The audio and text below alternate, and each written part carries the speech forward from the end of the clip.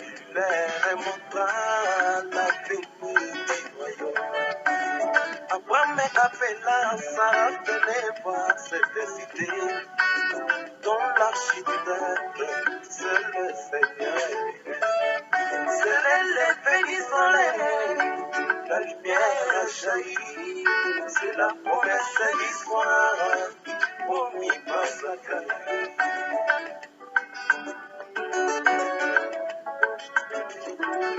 Jésus avec tous les saints de l'Ancien Testament, il leur montra la venue du royaume. Abraham appela Sarah, venez voir cette cité dont l'architecte, c'est le Seigneur lui-même.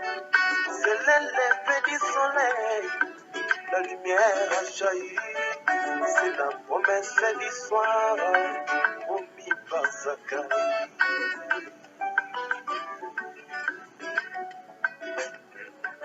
C'est l'effet du soleil, et le message est apparu, il a fait plein le monde. Shalom, shalom, shalom, peuple de Dieu. Que le Seigneur vous bénisse richement. Vous êtes tous les bienvenus dans votre émission Le Message et nous. Une émission dans laquelle et pendant laquelle nous partageons la parole de Dieu, nous partageons le message du temps de la fin qui nous a été apporté par le prophète de Dieu, William Marion Branham. Et nous vous saluons tous, partout où vous êtes, partout où vous allez nous suivre, partout où vous allez regarder cette vidéo.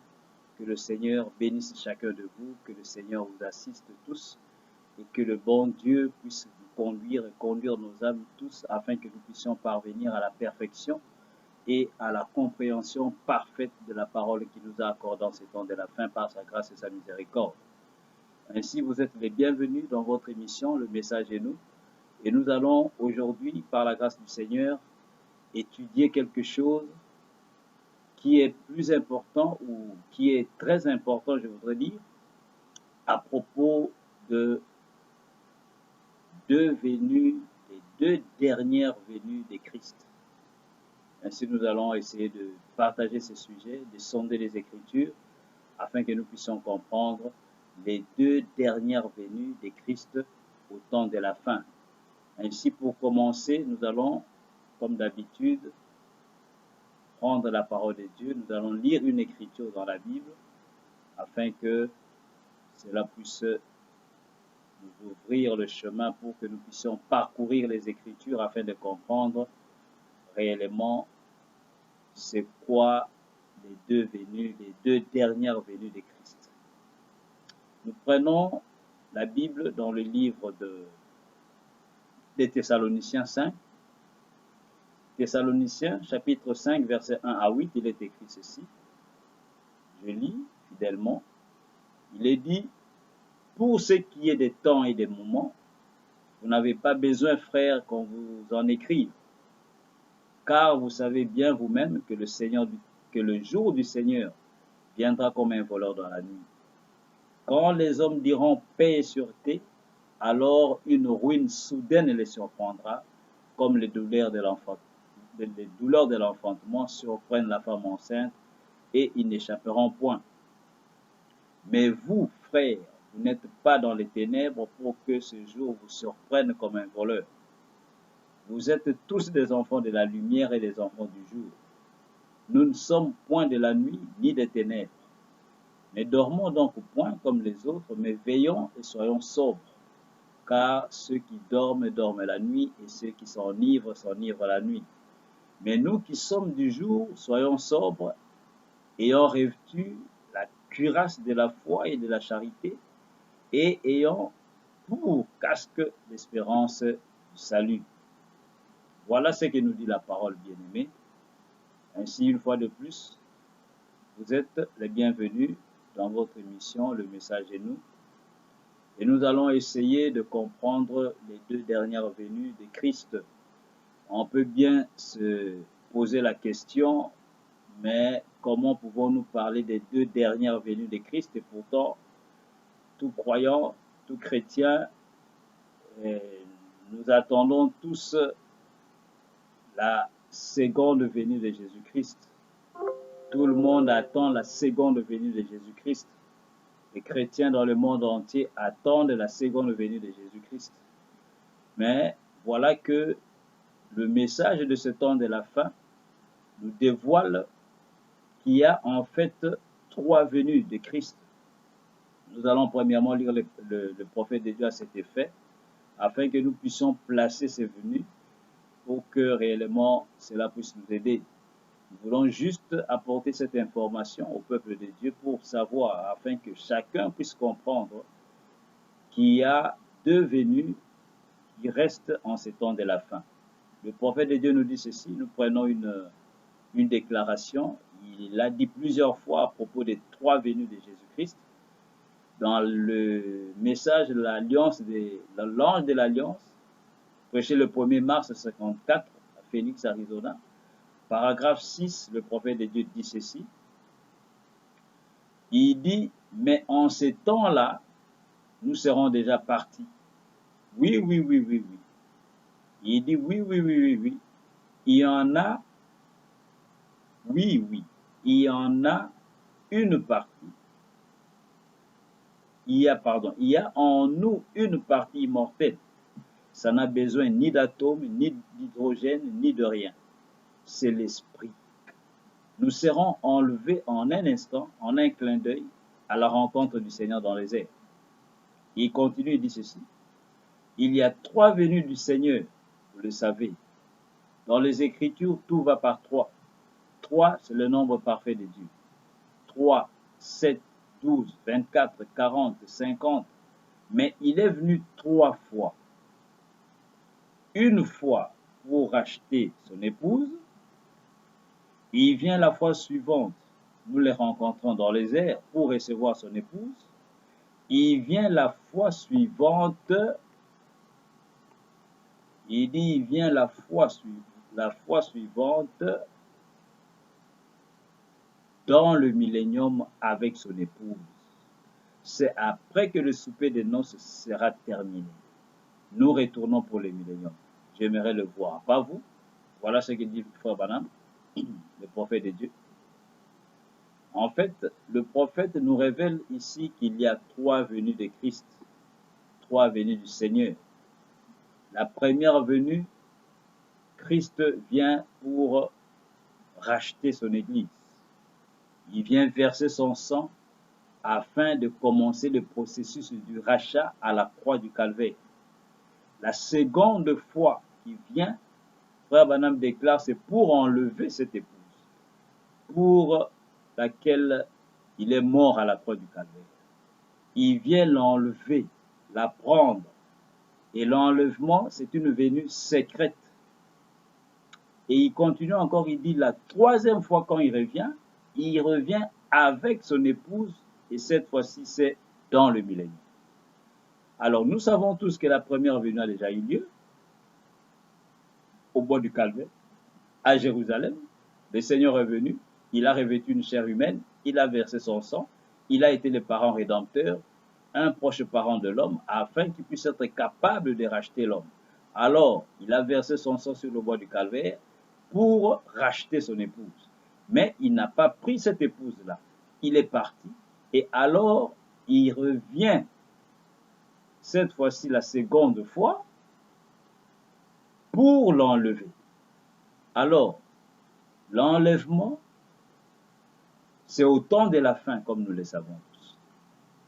C'est à la fin, lorsque les 7 âges de l'Église prennent fin, au 7e âge de l'Église, à la fin, alors Christ revient pour prendre son épouse. Mais ne l'oubliez pas, cette venue est une venue secrète. C'est ce que nous venons de lire dans le livre des Thessaloniciens, où Paul est en train d'en parler. Paul parle de cette venue secrète, une venue secrète. C'est pourquoi il dit que le Seigneur viendra comme un voleur dans la nuit. Alors, quand il vient voler dans la nuit, Frère Branham nous révèle que cette venue-là sera une venue secrète. Il viendra et il partira, et nombreux ne comprendront pas parce que ça sera une venue secrète. C'est pour cette raison, nous voyons que Paul est en train d'avertir le peuple de Dieu disant, nous ne devons pas dormir comme dorment nombreux, parce que la venue du Seigneur sera une venue soudaine et secrète. La venue du Seigneur, qui est la venue de l'enlèvement, quand il viendra prendre son épouse, il viendra d'une manière secrète.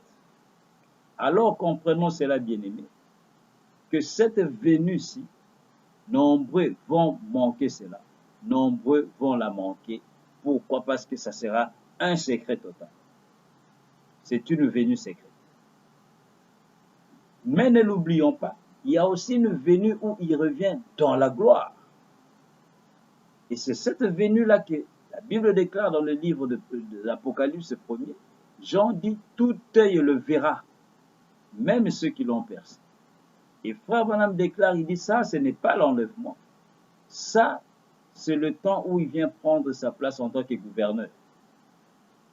Donc aujourd'hui, frères et sœurs, nous allons juste prendre cela comme une introduction, parce que nous allons étudier cela en profondeur. La fois prochaine, nous allons continuer pour prendre en détail les déclarations de Frère Branham, les citations du prophète de Dieu, afin que nous puissions placer ces deux dernières venues au temps de la fin. Il y a la venue de l'enlèvement et il y a la venue du millénium où il revient avec gloire. Ça, c'est une venue où tout le monde, tout est le verra. Quand on dit tout est le verra, c'est aussi un mystère. Cela ne veut pas dire que tout le monde verra la venue du Seigneur parce qu'il ne vient pas pour tout le monde. Donc voilà les deux dernières venues. Nous voudrions premièrement connaître et savoir qu'il y a deux dernières venues au temps de la fin, qu'on ne doit pas avoir une confusion à propos de cela. Il y a la venue secrète et il y a la venue de gloire. La venue secrète vient avant la venue de gloire. Et la venue secrète, c'est la venue de l'enlèvement. Et nous allons lire prochainement, Frère Branham déclare que Christ ne posera pas ses pieds sur la terre avant que l'épouse ne soit enlevée. Et il va encore dire que Christ, à sa seconde venue, qui est la venue de l'enlèvement, il ne descend pas, c'est nous qui allons à sa rencontre. Donc il ne pose pas ses pieds sur la terre, c'est nous qui allons à sa rencontre. Mais pourtant, la venue qui suit, qui est la troisième venue, c'est à cette venue-là qu'il vient poser ses pieds sur la terre, et c'est à cette venue-là qu'il introduit les milléniums, et c'est cela la venue de gloire.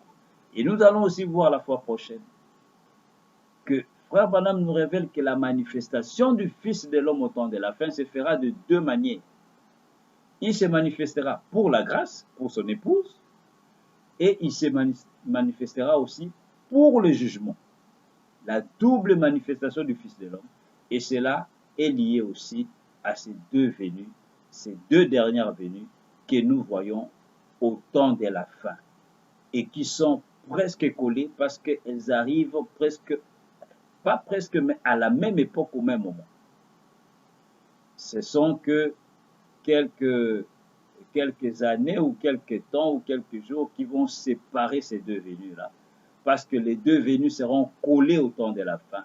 Mais nous devons savoir comment les différencier pour que nous ne puissions pas être complètement dans la confusion. Donc voilà, bien-aimés, il y a la venue secrète et il y a la venue de gloire. C'est ça les deux dernières venues qui nous restent au temps de la fin.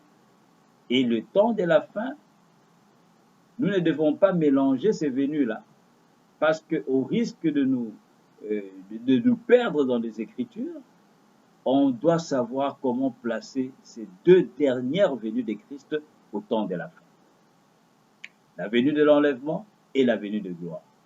Ainsi, la semaine prochaine, nous allons prendre en détail les déclarations du prophète de Dieu, le seul révélateur de la parole en ces temps de la fin, qui est venu par la grâce du Seigneur révéler toute la Bible afin que le peuple de Dieu ne puisse plus jamais être dans la confusion, pour que Joël 2 puisse s'accomplir. Au temps de la fin, Dieu devait restaurer toute la parole et révéler toute la parole à son épouse, afin qu'il n'y ait point de confusion. Joël a dit, afin que mon peuple ne soit plus jamais dans la confusion. Et Daniel avait dit, l'ange lui dit, Gabriel lui dit, scelle les livres Nombreux vont le lire au temps de la fin, la connaissance augmentera. Nombreux comprendront, mais aucun des méchants ne comprendra. Donc voilà, bien-aimés, nous vivons dans les derniers jours, les jours où nous sommes censés, en tant qu'épouses du Seigneur Jésus-Christ, de comprendre, d'avoir une compréhension nette des Écritures, non pas être flottants comme un roseau agité par tout vent des doctrines, mais nous devons nous asseoir complètement dans la vérité et connaître réellement et savoir avec précision ce que Dieu a dit et ce qu'il a accompli à ce temps de la fin. Donc voilà un peu bien-aimé dans le Seigneur, ce que nous avions voulu partager avec vous. Ce n'est qu'un début. Nous allons entrer en profondeur dans cette étude à propos de ces sujets, les 2 dernières venues de Christ. Ainsi, la semaine prochaine, par la grâce du Seigneur, nous allons prendre les Écritures en détail afin que nous puissions comprendre les 2 dernières venues. Alors, au reste, que le Seigneur vous bénisse richement. Nous allons nous revoir la fois prochaine par la grâce de Dieu. Soyez toujours fidèles à la parole, recevez la parole, croyez la parole et demandons tous que le Seigneur puisse continuer à nous révéler sa parole parce que sa parole est la vie. Sa parole, c'est la nourriture spirituelle au temps convenable. C'est ce que les croyants, les aigles de Dieu doivent prendre et se nourrir. Shalom, shalom, que le Seigneur vous bénisse. Avec tous les saints de l'Ancien Testament, il leur montra la venue du royaume. Abraham appela Sarah, venez voir cette cité dont l'architecte, c'est le Seigneur lui-même. C'est l'effet du soleil, la lumière a jailli, c'est la promesse d'histoire, promis par Zacharie.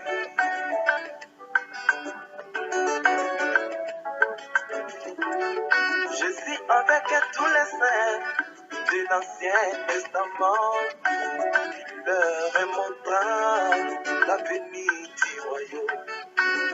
Abraham appela Sarah, venez voir cette cité dont l'architecte, c'est le Seigneur lui-même. C'est l'effet du soleil, la lumière a jailli, c'est la promesse d'histoire, promis par Zacharie.